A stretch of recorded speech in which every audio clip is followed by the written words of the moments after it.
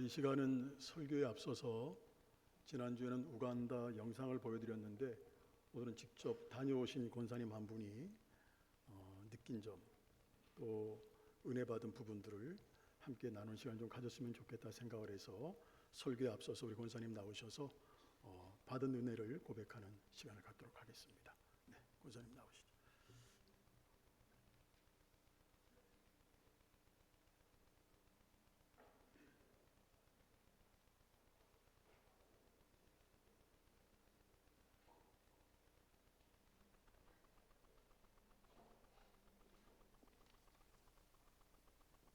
네, 2월 2일서부터 13일까지 우간다로 선교 여행을 갔다 온 이성수 권사입니다. 그 유니온 미션, 비전 미션에서 2010년부터 시작해가지고 교회를 예배당을 3,000교회를 짓겠다고 하나님 앞에 서원을 하시고 300개의 학교를 세운다고 서원을 하셨던가 봐요. 그래서 저희가 갔을 때 2025년 2월인데 2024년까지 2032개의 예배당을 지었다고 합니다. 저기가 예배당에 도착하기 전 이게 무슨 상황인가, 버스를 내려서 보니까 사람들이 그냥 우리 목사님은 그날 설교하시는 시간도 아닌데 우리 목사님이 분명한 주의 사자는 주의 사자인가 봐요. 다른 분이 설교하시기로 돼 있는데 우리 목사님을 목사님이신 줄 알고 번쩍 안 하다가 그 머릿돌 밑에다가 갖다 놓으셔갖고 목사님도 황당하셨고 저희도 참 웃지 못할 에피소드가 벌어졌었습니다. 근데 그 예배당에 도착하기 전에 저희가 버스를 타고 가면은 4km 전부터 벌써 사람들이 나뭇가지를 흔들고 나와서 저희를 환영을 합니다. 그래서 오토바이로 저희들을 그 교회당 예배당 앞까지 인도를 합니다. 그래서 도착을 하면 설교하시는 목사님이 먼저 내리시고 저희가 이제 순서대로 이렇게 따라서 내렸습니다. 그때 함성이 저희로는 이게 뭐지 이럴 만큼 그 사람들은 막 그냥 공중에서 붕붕 떴습니다. 그러고 저희들이 알지 못하는 하나님을 찬양하는 그 모습에 저희들이 갓 도착한 사람들이 전부 느끼는 게 이게 뭐지? 우리가 뭐라고 이렇게 우리 환영을 해주는가, 그렇게 생각하면서 참 의아하기도 했고 참 당황스럽기도 했습니다. 그 사람들은 또 저희를 하나님의 일꾼들이라고 해서 손을 잡기를 원했습니다. 그래서 한 사람 한 사람 손을 잡아줄 때 그 사람들은 우리 앞에 무릎을 꿇고 우리를 존경하는 그런 의사를 표현을 했습니다. 참으로 예수 믿는다는 것이 이렇게 먼 타국에 가서 귀한 대접을 받는다 생각을 하니까 그동안의 나의 이 땅에서의 삶이 참으로 부끄럽고 이렇게 대접을 받아야도 되는가라는 그런 생각을 많이 하게 됐습니다. 그래서 저는 가장 은혜 받은 것이 예배 시간입니다. 예배 시간은 교회는 예배당은 제가 볼 때는 한 150평 정도 되는 것 같아요. 근데 그 안에 모이는 사람들이 300명입니다. 300명인데 저희가 예배드리는 이런 편안한 의자가 있는 것도 아니고 그 하나하나 그 플라스틱 의자 거기에 앉습니다. 저희도 이제 미리 손님이라고 해서 앞자리를 마련해 주었지만은 사람들이 밀려오기 때문에 저희들은 밀려서 이렇게 구팅에 가서 쓸 수밖에 없었습니다. 그런데 그분들의 예배하는 모습은 정말 저희들이 눈물을 흘리지 않을 수가 없었습니다. 그들은 성경이 없어서 목사님의 말씀이 쏟아질 때마다 눈을 부릅뜨고 그 말씀을 청종했고 또 그 말씀 하나하나를 전부 기록을 하는 것을 보았습니다. 그들의 찬양은 우리의 그냥 이런 찬양이 아니라 온몸을 다해서 찬양을 드립니다. 에어컨도 없고 선풍기 하나도 없는 데서 300명이 운집을 해가지고 뛸 때 정말 저희도 감동해서 저희도 그냥 땀 범벅이 되면서 같이 그들과 함께 온몸으로 찬양을 드렸습니다. 그런데 가장 인상적인 모습은 그렇게 많은 사람들이 그런 열악한 환경 속에서 예배를 드림에도 불구하고 한 사람도 목사님의 시선에서 눈을 떼는 사람을 못 봤습니다. 조는 사람은 더군다나 못 봤습니다. 더군다나 그 눈빛들은 너무 살아있는 눈빛이었습니다. 저희들의 그 예배 시간을 생각해 보니까 피곤하다는 핑계로 졸았을 때도 많았고 또 이런저런 여러 가지 세상 속의 생각 때문에 주님의 말씀에 귀 기울이지 못할 때가 너무 많았음을 참으로 회개했습니다. 그래서 예배에 정말 적극적으로 참여해야 되겠다는 생각을 하고 한국에 돌아와서 제가 금요일 날 금요 철회 예배를 왔습니다. 너무 마음이 아팠습니다. 이 좋은 교회가 얼마 있었겠습니까? 목사님, 금요일 기도회, 오교 기도회, 새벽 기도에 참석해달라고 얼마나 말씀을 드립니까? 교회가 비었습니다. 참으로 부끄러웠습니다. 직분을 가졌으면서도 정말 저희는 무엇을 했는가? 하나님이 이것을 내려보신다면 무엇이라 말씀을 하실 수 있겠는가? 참으로 부끄럽고 참으로 저라도 기도해야 되겠다는 생각이 간절했습니다.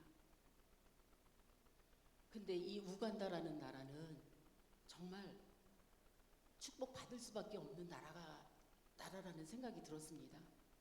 지금 동성애를 미국에서 그거를 니들이 허락을 하면 여기서 원조를 하겠다 이렇게 얘기를 했는데 그 대통령은 크리스찬이기 때문에 정말 가난하지만 그것을 물리쳤다고 합니다. 그래서 에이즈 약을 공급하던 것을 미국에서 끊었다고 합니다. 그런 절박한 상황 속에서도 예수님 때문에 나라의 그 어떤 유익을 물리쳤다는 것을 볼 때 그들은 분명히 하나님께서 축복하시는 귀한 나라라고 생각을 합니다. 그리고 그들의 예배하는 모습은 정말 옷들이 아름다웠습니다.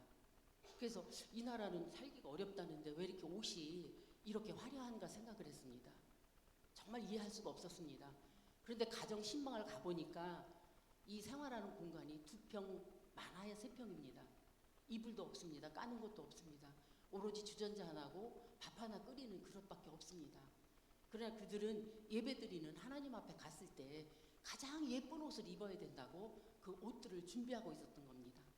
저희들이 차를 타고 갔을 때 아이들이 아이를 얻고 뛰어나오는데 보니까 이 옷이 티셔츠가 이 줄기만 남아있고 앞뒤가 다 떨어져서 온통 뛸 때마다 펄렁펄렁하면서 그 속에 바람이 다 들어가는 그런 옷을 입고 살면서도 주님 앞에 나왔을 때는 그렇게 정말 이 세상에서 우리도 봐도 예쁜 옷을 입고 왔더라고요.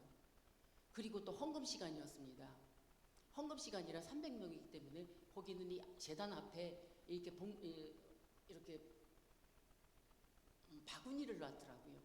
그래서 저희가 먼저 헌금을 하고 나서 제 생각이 그랬습니다. 이 300명이 헌금을 하려면 시간이 많이 가겠구나. 그런데 머지않아서 끝이 났습니다. 그들은 돈이 없다고 합니다. 하루에 청년들 인건비가 한국 돈으로 3,500원이라고 합니다. 그들이 먹고 살기도 바쁜 그런 경제권을 가지고 있는 사람들입니다. 그런데 나오는데 선교사님이 뭐라고 말씀을 하시느냐면 여기는 너무 헌금을 드리고 싶어서 빈손을 헌금통에 넣어보고 꺼낸다고 합니다. 그렇도록 하나님을 사랑하고 헌금에 대한 그런 애착이, 사랑이 엄청난 겁니다. 그 얘기를 듣고 저 많이 생각했습니다. 헌금할 때 이것저것 재보고 남은 것 하나님 앞에 드리려고 했던 적 없는가? 그 생각을 하면서 많은 회개를 하게 됐습니다. 그리고 이 우간다에는 지금 이슬람 학교가 굉장히 많이 지어져 있습니다. 이슬람은 돈이 많기 때문에 학교를 많이 지어서 어린아이들이 그 학교로 가서 이슬람의 그 교리를 받고 이슬람 신자가 되는 겁니다. 그런데 개신교 신자들은 교회가 없어서 나무 밑에서 예배를 드리고 그런 상황이었다고 합니다. 그러니까 이슬람 사람들이 이슬람 교회에서 하는 얘기가 너희들 믿는 하나님이 겨우 고작 그것밖에 안 되느냐 이런 조롱과 멸시를 받았다고 합니다. 그래서 선교사님이 2010년부터 시작해서 지금 2024년까지 교회를 2032개를 지었습니다. 저희가 그리고 또 신tun교회 김성현 목사님이라고 저희 교회보다 규모가 작습니다. 그런 그 교회에서 그날도 보니까는 학교를 하나 지어드렸습니다. 3,000평의 중고등학교 학생들이 거기서 숙식도 할 수 있고 거기서 학교를 다닙니다. 그 그 아이들은 어려서부터 성경 암송서부터 시작해서 저희가 새벽 5시에 일어나면 초등학교 아이들이 성경 암송을 하려고 나와 있습니다. 한국에서 가신 의사 선생님, 아주 연세가 많으신 분인데 그분이 그 성경 암송을 하는 아이들에게 장학금을 주기 위해서 지금도 의사 생활을 하시고 계신답니다. 1000명, 10,000명까지 이런 그 장학금을 지급하고 계시더라고요. 그래서 이 신든교회라는 면회교회예요. 근데 그 교회에서 학교를 지었어요. 학교를 지어서 그 목사님이 그 머릿돌에 서서 예배를 드리시는데 얼마나 제가 부러웠는지 모릅니다. 그런데 제가 소망을 가진 것은 그 금액을 보고 소망을 가졌습니다. 1억 8천이면 짓는답니다. 그 목사님 얼마나 기뻐하시고 그 아드님도 함께 오셔가지고 굉장한 자부심을 가지고 하나님 보라 떳떳하게 서서 예배 드리시는데 너무 부러웠습니다. 정말 우리 교회가 이제 할 일이 무엇인가. 그리고 우간다를 보면은 지금 많은 성도들이 정말 뛸 듯이 기뻐 하나님을 맞이하고 예배하고 또 하나님을 위해서 무엇을 할까 하고 생각하고 있는데 우리는 과연 예배 시간조차 참석하지 못하는 그런 유럽이 지금 교회가 카페로 변하는 그런 상황에 이르지 않았나 그런 생각을 하면서 참 생각을 하고 한국으로 돌아오게 됐습니다. 그런데 우간다의 사람들은 제가 본 우간다의 사람들은 정말 하나님이 기뻐하실 수밖에 없는 사람들로 제가 제 눈에 보였습니다. 제 아이들이 백인의 손을 한 번이라도 잡아보고 또 하나님의 사자로 왔다고 하니까 손이라도 한번 잡아보자고 계속 아이들이 손을 내밀었습니다. 정말 뭔가 주고 싶었는데 주머니에 마침 가지고 있는 게 젤리 5개가 있었어요. 그 젤리 5개를 아이들한테 나눠줬어요. 그리고 생각 없이 돌아서는데 선교사님이 저에게 저 아이들을 보라고 했어요. 돌아보니까 그 아이들은 그 젤리를 까가지고 전부 좁쌀만큼씩 입에서 입으로 떼어서 먹고 있더라고요. 정말 그것을 보면서 우리 아이들과의 비교를 했고 또 차의 경적 소리가 뒤에서 빵 하고 나면 저희는 왜 이리 시끄럽지 이렇게 말하지요. 그 사람들은 이 사람이 빨리 가야 되는 사정이 있나 보다 하고 피해준대요. 그리고 고아가 하나 그 마을에 생기면 그 고아를 마을 전체에서 양육을 한다고 하더라고요. 하나님의 말씀하신 내 이웃을 내 몸과 같이 사랑하라는 그런 아버지 말씀에 이 모든 사람들이 그런 심리적인 모든 바탕을 깔고 있는 선한 사람들이에요. 우리가 그곳에 하나님의 교회를 세우고 하나님의 학교를 세운다는 것, 이슬람으로 넘어갈 아이들을 우리 예수 그리스도의 앞으로 인도한다면 하나님께서 얼마나 기뻐하시고 마지막 때에 우리가 하나님의 자녀로서의 사명을 감당할 수 있는 것인가를 생각할 때 참으로 여러 가지 생각을 가지고 돌아왔습니다. 우간다에서 그 상황을 보면서 이게 뭐지? 이게 뭐지? 저는 이 한국 현실과 너무 다르기 때문에 이게 뭔가 머리가 정리되지 않은 채 여기 한국으로 돌아왔습니다. 지금 계속 이제 한국에 와서 돌아와서는 제 머릿속에서 모든 것이 영화의 필름처럼 제 가슴에 자꾸 와서 꽂힙니다. 이것도 보았고 저것도 보았고 나의 부족한 모습 여러 가지 모습을 보게 됩니다. 그러면서 이제 우리 교회가 해야 될 일이 무엇인가? 우리가 과연 해야 될 일이 무엇인가? 저는 가장 기뻤던 것이 우리가 생각했던 액수보다 더 적은 액수로 정말 그 학교에 500명, 1000명 모이는데 우리가 힘을 기여할 수 있다면 하나님께서 우리에게 그보다 더 이상의 복을 허락하시리라 믿습니다. 하나님께서 우리에게 꼭 그런 축복의 기회를 주신 것으로 생각하고 너무도 감사하고 너무도 두렵고 떨리고 또 너무도 죄송한 마음을 가지고 지금 기도하고 있습니다. 여러분 제 마음을 그대로 전해드렸습니다. 고맙습니다. 수고하셨습니다. 할렐루야. 자, 하나님의 은혜가 오늘도 여러분 가운데 함께하기를 축복합니다. 우리 서로 인사 나누십니다.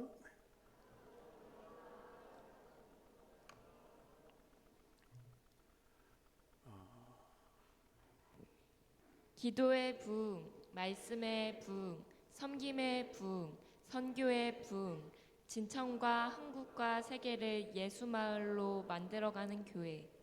아멘. 간증을 하셨으니까 설교가 줄어들겠지 생각하시면 안 됩니다. 연세 드신 할머니 한 분이 이 세상에 미련이 없고 하늘나라에 빨리 갔으면 좋겠다, 이런 말씀을 하셨어요. 그러자 옆에 계신 할머니 한 분이 죽긴 왜 죽어, 이렇게 살기 좋은 세상인데 오래오래 살다 가야지. 제가 볼 때는 두 분 다 공감이 되는 말씀이에요. 이 대화 속에 저는 성도들의 마음이 다 담겨 있다는 생각을 해봅니다. 그런데 우리는 하나님의 자녀들이죠. 하나님의 자녀는 영원토록 살아야 하는 땅이 따로 있습니다. 그래서 성도는 이 땅에 살면서도 영원히 살아야 되는 우리의 땅, 하나님의 나라를 기대하고 바라보고 사모하며 살아가야 됩니다. 할렐루야. 예수님께서는 우리를 위해서 세상에 오셨습니다. 세상에 오셨다가 우리를 위해 죽으시고 부활하신 예수님, 다시 하늘나라로 가시면서 우리와 함께 살 하나님의 나라를 준비하신 후에 다시 오신다고 하셨습니다. 예수님께서 다시 세상에 오시는 사건을 우리가 뭐라고 부르죠? 재림이라고 합니다. 성경을 보게 되면 신약 성경에만 주님께서 재림하신다는 말씀이 318번 기록되어 있습니다. 그중 특히 오늘 본문 데살로니가서에 재림에 대한 메시지가 많이 나옵니다. 데살로니가 교회는 여러분들이 집에 가서 한번 찾아보십시오. 사도행전 17장을 보게 되면 사도 바울이 제2차 전도 여행 중에 복음을 전한 곳입니다. 이곳은 워낙 유대인들이 회방이 심했습니다. 박해가 너무너무 심한 곳이었습니다. 그래서 바울은 거기에 오래 머물러 있지 못했습니다. 그 엄청난 핍박을 피해서 바울은 다른 곳으로 이동을 해야만 했습니다. 그래서 후에 바울은 그런 아픔이 있는 데살로니가를 여러 번 방문을 하려고 했지만 잘 되지 않았습니다. 그래서 후에 영적인 아들 디모데를 보내게 되는데 데살로니가 교회 성도들이 엄청난 박해 속에서, 엄청난 핍박 속에서도 믿음 생활을 잘하고 있다는 소식을 듣게 됩니다. 여러분, 일반적으로 사람들이 핍박을 받으면 주님의 재림을 사모하는 마음이 강해질까요, 약해질까요? 1부 예배는 대답을 잘 하시던데 2부 예배는 대답을 안 하시는 거예요. 자, 일반적으로 핍박이 많으면, 핍박이 심하면 주님의 재림을 사모하는 마음이 강해집니까, 약해집니까? 강해지죠. 왜? 힘이 드니까. 그래서 데살로니가 교회는 그 어떤 교회보다 주님의 재림을 사모하는 교회였기 때문에 재림에 대한 메시지가 많아요. 재림에 대해서 일반적으로 사람들은 두 가지 태도를 보입니다. 하나는 임박한 재림을 말하는 사람들이 있어요. 임박한 재림을 말하는 사람들은 거의 다 이단들입니다. 또 한 부류는 대부분 재림에 대한 기대감이 없어요. 어떤 사람들은 재림이 없는 걸로 알고 있어요. 우리가 성경을 보게 되면 예수님에 대한 예언, 그 예언의 성취가 기록되어 있습니다. 하나님께서 이사야를 통해서 하나님은 예수님께서 동정녀를 통해 탄생하실 것이다, 이걸 예언하게 하셨어요. 그리고 미가 선지자를 통해서 베들레헴에서 탄생할 거다, 이걸 말씀하게 하셨습니다. 약 700년이 지나서 모두 그대로 성취가 되었습니다. 예수님의 재림이, 예수님의 재림에 대한 예언이 신약 성경에만 몇 번 아까 제가 말씀드렸어요? 318번이나 기록되어 있습니다. 자, 그렇다면 그렇게 많이 기록된 이유가 뭘까? 재림에 대한 약속이. 이유는 재림은 반드시 있을 것이고, 할렐루야. 그러니 재림 신앙을 갖고 재림을 대비하며 살라고 강조하는 말씀이에요. 여러분, 데살로니가전서 5장 3절 한번 보겠습니다. 그들이 평안하다, 안전하다 할 때 그때에 임신한 여자에게 해산의 고통이 이름과 같이 멸망이 갑자기 그들에게 이르리니 결코 피하지 못하리라. 이게 뭔 얘기입니까? 주님의 재림을 늘 준비하라는 말씀이에요. 자, 그러면 주님의 재림은 언제 이루어질까? 여러분, 주님의 재림은 언제 이루어질까요? 성경의 정확한 대답은 아무도 모른다는 겁니다. 예수님께서 마태복음 24장 36절 한번 같이 읽어보겠습니다. 그날과 그때는 아무도 모르나니 하늘의 천사도 아들도 모르고 오직 누구만 아버지만 아시느니라. 하지만 주님께서 제자들에게 마태복음 24장 32절로 33절 말씀이 보겠습니다. 무화과 나무의 비유를 배우라. 그 가지가 연하여지고 잎사귀를 내면 여름이 가까운 줄을 아나니 이와 같이 너희도 이 모든 일을 보거든 인자가 가까이 곧 문 앞에 이른 줄 알라. 자, 예수님은 재림하시기 전에 여러 가지 징조가 있다고 말씀하셨어요.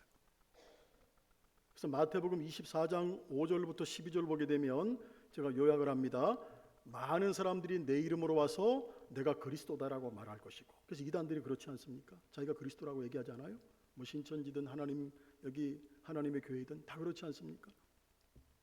또 많은 사람들을 속일 것이고, 난리와 전쟁이 일어날 것이고, 믿는 사람들이 예수님 믿는 것 때문에 미움을 받을 것이고, 이단들이 득세할 것이고, 사랑이 식어진다는 것. 또 믿음이 식어져서 주님 앞에 모이기를 사람들이 싫어한다는 거예요. 그래서 바울은 주님께서 강림하실 때 데살로니가 교회 성도들에게 하나님 이런 것이 있게 해주십시오. 바울이 기도를 해요. 그게 뭘까? 주님께서 강림하실 때 데살로니가 교회 성도들에게 필요한 것이라면 당연히 우리에게도 필요하죠. 그게 뭘까요? 12절 보겠습니다. 또 주께서 우리가 너희를 사랑함과 같이 너희도 피차간과 모든 사람에 대한 사랑이 더욱 많아 넘치게 하사. 아멘. 첫 번째는 우리 가운데 사랑이 넘쳐야 된다는 거예요.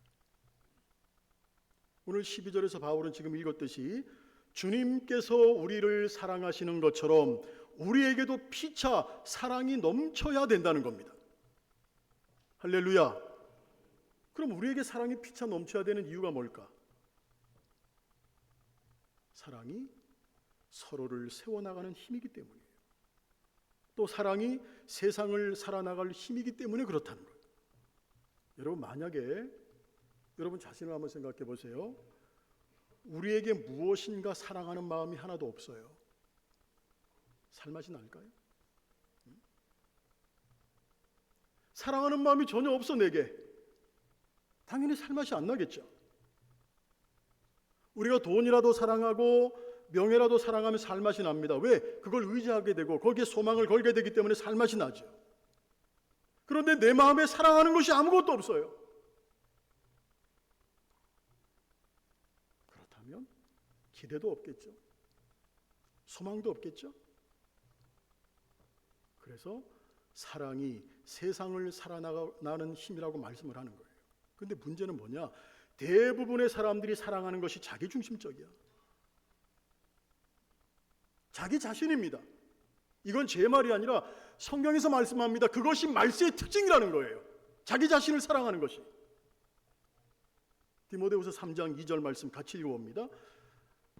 사람들이 자기를 사랑하며 돈을 사랑하며 자랑하며 교만하며 비방하며 부모를 거역하며 감사하지 아니하며 거룩하지 아니하며. 사람들이 자기를 사랑한다는 거예요. 이게 말세의 특징이라는 거예요. 여기에 피차 사랑은 없는 거예요. 오직 자기 사랑만 가득해요. 근데 주님은 우리에게 말씀하세요. 아니야. 나의 생명이 있는 너희들, 예수 믿는 사람들은 이렇게 살아야 돼 하고 가르쳐 주신 것이 마태복음 22장 37절로 40절입니다. 보겠습니다. 예수께서 이르시되 내 마음을 다하고 목숨을 다하고 뜻을 다하여 주 너의 하나님을 사랑하라 하셨으니 이것이 크고 첫째 되는 계명이요 둘째도 그와 같으니 내 이웃을 내 자신같이 사랑하라 하셨으니 이 두 계명이 온 율법과 선지자의 강령이니라. 여러분, 이 명령은요, 예수 그리스도의 보혈로 구원받은 사람이라면 누구나 행해야 되는 명령이에요. 예수 믿는 사람들이 피차 서로 사랑할 때 삶의 희망과 용기가 생기는 겁니다. 예수님께서 재림이 많은 시기가 가까울수록 사랑이 없어지는 거예요. 왜? 그게 말세의 특징이니까. 그저 자기만 사랑합니다. 그런데 주님을 사랑하는 사람을 만나니 사랑에 가득합니다. 서로 사랑합니다. 서로 힘이 생깁니다. 용기가 생깁니다. 그래서 주님의 강림이 가까울수록 우리에게 성경은 말씀합니다. 사랑하라는 겁니다. 베드로전서 4장 8절 같이 읽어보겠습니다. 무엇보다도 뜨겁게 서로 사랑할지니 사랑은 허다한 죄를 자, 덮느니라. 뭐라는 겁니까? 뜨겁게 어떻게 하라는 거예요? 서로 사랑하라는 거예요. 옆에 분 보세요. 뜨겁게 사랑하고 있는지. 째려보지 마시고. 적당히가 아니에요. 뜨겁게입니다. 뜨겁게는 자신의 것을 주는 거예요. 희생하는 것이 뜨겁게 사랑하는 겁니다. 여러분, 우리는 주님의 강림이 가까운 시대를 누가 뭐라고 할지라도 살고 있는 사람들이에요. 주님의 강림이 다가올수록 세상은 정이 없고 무자비하고 냉정합니다. 비난과 비판이 가득합니다. 이런 시대에 우리는 하나님의 말씀을 믿고 진심으로 서로 사랑해야 된다는 거예요. 그러면 교회 오면 기쁨이 생기지 않겠어요? 감사가 생기지 않겠습니까? 힘이 생기지 않겠습니까? 예배를 드리고 가면 용기가 생기지 않겠습니까? 교회 오면 서로 사랑하니 살맛이 나지 않겠어요? 여러분, 비난과 비판을 버릴 수 있기를 주님의 이름으로 축복합니다. 그건 아무런 도움이 안 되는 거예요. 설령 상대방이 잘못했어도 사랑으로 감싸주고 용서해줘야죠. 부탁합니다. 우리 서로 사랑하며 이런 교회를 만들어 나갑시다. 그래서 서로에게 힘이 되어주는 성도들이 되실 수 있기를 주님의 이름으로 축복합니다. 또 하나는 우리의 마음이 굳게 세워져야 된다는 거예요. 자, 13절 보겠습니다. 다시 13절 보면 주께서 너의 마음을 굳건하게 하시고라고 말해요. 왜 마음을 굳건하게 해주실까? 이유가 있죠. 주님의 강림이 가까울수록 우리의 마음을 유혹하는, 우리의 마음을 흔드는 것들이 너무 많기 때문이에요. 우선은 뭐가 있을까요? 불신앙이죠. 불신앙. 자꾸 우리 안에 불신앙이 찾아와요. 불신앙이 찾아오는 이유는 영적인 싸움이에요. 악한 마귀가 우리의 마음에 의심의 불화살을 자꾸 쏘고 있다는 거예요. 그래서 에베소서 6장 16절 말씀을 보겠습니다. 모든 것 위에 믿음의 방패를 가지고 이로써 능히 악한 자의 모든 불화살을 소멸하고. 자, 지금 읽었듯이 이런 의심의 불화살을 소멸하기 위해서 뭘 가지라는 겁니까? 따라합니다. 믿음의 방패. 믿음의 방패를 가지라고 말씀하고 있다는 거예요. 마귀는 지금도 우리 안에 믿음을 갖지 못하도록 의심의 불화살을 계속 쏘고 있습니다. 서로 의심하게 만드는, 서로 신뢰하지 못하게 만드는 불화살을 쏘고 있다는 거예요. 여기에 속으면 안 되죠. 여러분, 주님께서 여러분들을 사랑하고 계심을 믿으십니까? 주님께서 오늘도 이 시간도 여러분을 떠나지 않고 함께 하심을 믿으십니까? 서로 신앙생활하는 믿음의 교우들이 여러분들을 신뢰하고 사랑하는 걸 믿으십니까? 그런 믿음을 가져야지. 여러분, 어떤 말을 들었어요? 어떤 행동을 봤습니까? 그래서 의심이 생겼어요? 그 마음 버리고 오직 사랑의 마음만 가질 수 있기를 소망합니다. 우리가 피차 그래야 된다는 거예요. 그러면 불신앙은 우리 가운데서 물러가는 겁니다. 또 하나는 따라합니다. 이기심. 이기심이에요. 이기심은 나만 잘 되고 나만 생각하고 나만 사랑받으려는 마음이에요. 남을 전혀 사랑하지 않아, 배려하지 않아, 남을 전혀 생각하지 않는 마음이에요. 저는요, 이것이 욕심 중에 으뜸이라고 저는 생각해요. 나만 생각하는 거. 성경은 항상 우리에게 욕심을 경계하라고 말씀하고 있어요. 왜냐? 욕심이 우리를 망하게 하기 때문에. 욕심이 죄를 낳죠? 죄가 사망을 낳는다고 말씀을 하고 있습니다. 그 욕심 때문에 아담이 무너졌습니다. 아브라함이 무너졌습니다. 다윗도 욕심 때문에 무너졌습니다. 잠언서 30장 15절 보면 비유예요. 비유이지만 우리 안에 거머리 같은 거, 여러분 거머리 뭔지 아시죠? 피 빨아먹는 거. 거머리 같은 것이 있다고 말씀하고 있어요. 성경 말씀을 보겠습니다. 거머리에게는 두 딸이 있어 다오다오 하느니라. 족한 줄을 알지 못하여 족하자 하지 아니하는 것 서너시 있나니. 족한 줄 모른다는 거죠. 거머리처럼 우리 안에 욕심이 있다는 거예요. 이 거머리가 발동을 하면 굳건한 믿음이 무너져요. 사랑의 마음도 무너져요. 다 무너져요. 그래서 우리가 아가서를 보게 되면 솔로몬이 얘기하죠. 우리 안에 있는 작은 여우를 잡으라. 그렇게 말한 것처럼 우리는 우리 안에 있는 끝없는 욕망, 욕심의 거머리를 잡아야 된다는 거예요. 그런데 문제는 이 욕심의 거머리가 잘 잡히질 않아요. 욕심의 거머리를 잡는 방법은 하나밖에 없어요. 오직 주님을 의지할 때. 할렐루야. 여러분, 만약에 여러분 자신이 주님을 의지하는 삶을 산다고 하는데 욕심의 거머리가 발동하고 있다면 내가 주님을 전적으로 신뢰하고 있지 않는 거예요. 그래서 우리는 날마다 주님 앞에 무릎을 꿇어야 되는 겁니다. 주님 앞에 무릎을 꿇으면 내 영이 산다. 할렐루야. 주님 앞에 무릎을 꿇으면 내 영이 살기 때문에 육신의 거머리가 힘을 못 쓰는 겁니다. 왜? 영이 살아야지. 육은 죽고. 그러므로 날마다 믿음의 무릎을, 기도의 무릎을 꿇자는 거예요.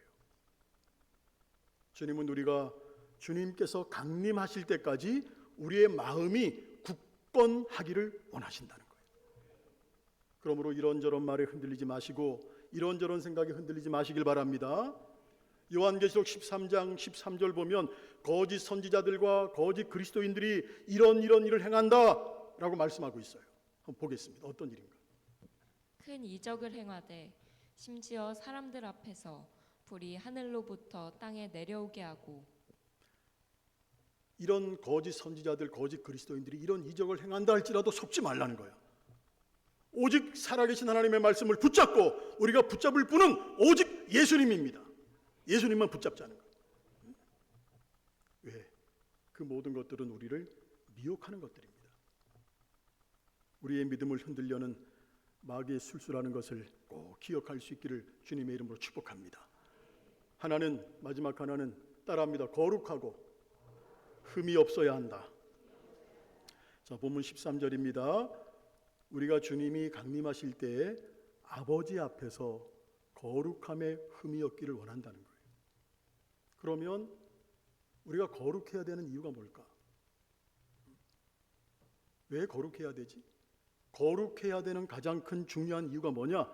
저와 여러분들이 하나님의 자녀이기 때문이에요. 하나님은 그리스도 안에서 하늘에 속한 온갖 신령한 복을 우리에게 다 주셨어요. 믿으십니까? 하나님은 하늘에 속한 온갖 신령한 복을 우리에게 주셨는데 하나님께서 주신 신령한 복 중에 복이 뭘까? 여러분, 하나님께서 우리에게 신령한 복을 주셨는데 하나님께서 주신 복 중에 복이 뭔지 아세요? 로또가 당첨돼가지고 30억이 생겼어요. 건강검진을 받았더니 60대인데 30대로 나왔어요? 그겁니까? 하나님께서 주신 신령한 복 중의 복은 내가 하나님의 자녀가 되었다는 거예요. 그 복이에요, 그 복. 죄인이 어떻게 하나님의 자녀가 될 수 있을까요? 저 목회자예요. 신방을 나가지 않고 어떤 활동들을 하지 않고 사무실에 있을 때가 있어요. 가만히 있으면 나도 모르게 잡생각들이 막 들어와. 목회자인데도 눈만 뜨면 마음으로, 생각으로, 눈으로, 귀로 온갖 죄들이 들어오는데 어떻게 거룩하신 하나님 앞에 자녀가 될 수 있을까?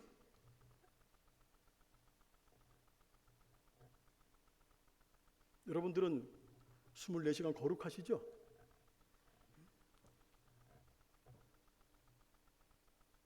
하나님께서 예수 그리스도를 통해서 우리의 죄를 사해 주셨기 때문에 예수 믿는 우리는 값없이 의롭게 된 거예요. 그래서 하나님께서 우리에게 말씀하는 겁니다. 얘들아, 내가 거룩하니까 너희들도 거룩해야 돼. 할렐루야. 그러므로 우리는 하나님의 자녀답게 거룩해야 된다는 거예요. 이 사실을 베드로 사도는 이렇게 말하고 있습니다. 베드로전서 1장 15절이에요. 오직 너희를 부르신 거룩한 이처럼 너희도 모든 행실에 거룩한 자가 되라.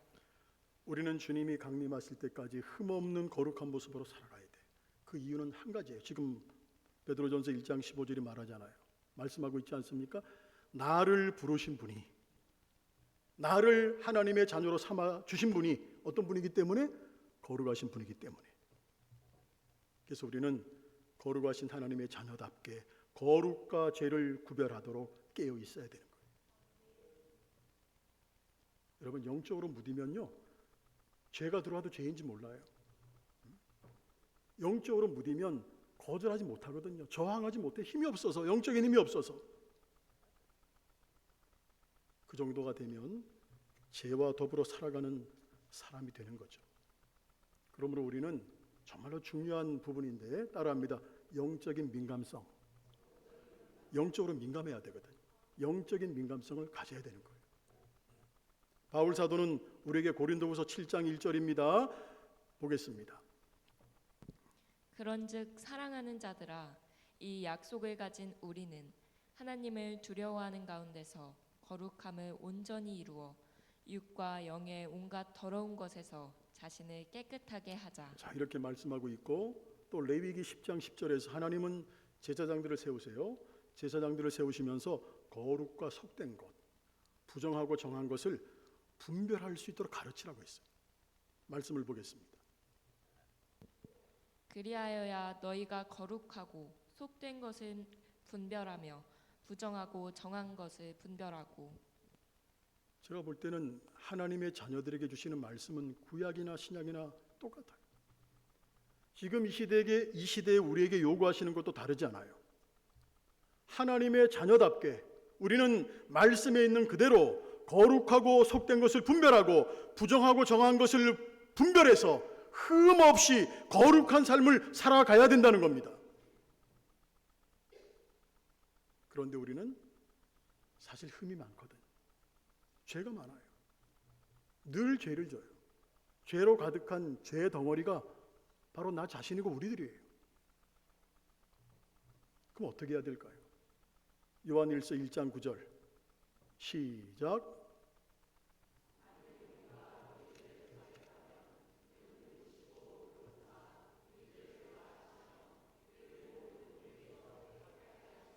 이 말씀 믿으시죠?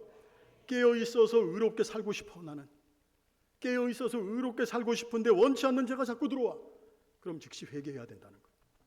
그러면 주님이 죄를 씻어주시고 다시 의롭게 살아갈 수 있도록 힘과 능력을 공급해 주신다는 겁니다. 우리 주님께서 이 땅에 강림하시는 재림 언제 일어날지 아무도 몰라요. 아무리 기도 많이 하는 신령한 사람도 몰라. 그러나 주님이 재림하실 날이 가까운 것만은 사실이에요. 주님의 강림이 아니실지라도, 주님의 재림이 아니실지라도 우리 개인, 저나 여러분이나 우리 각각 개인이 언제 주님 앞에 부름을 받을지, 언제 주님 앞에 설지 아무도 몰라요. 그러므로 주님 앞에 설 때 거룩함에 흠이 없도록 깨어 있기를 주님의 이름으로 소망합니다. 여러분, 질문합니다. 그리고 마칠게요. 주님 앞에 기쁨으로 서고 싶습니까? 주님 앞에 기쁨으로 설 것이냐, 그렇지 않을 것이냐, 오늘 여러분과 제가 살아가고 있는 이 땅의 삶으로 결정이 된다는 것. 할렐루야. 꼭 기억할 수 있기를 주님의 이름으로 축원합니다. 기도하겠습니다. 우리 찬양하신 다음에 잠깐 눈을 감을게요.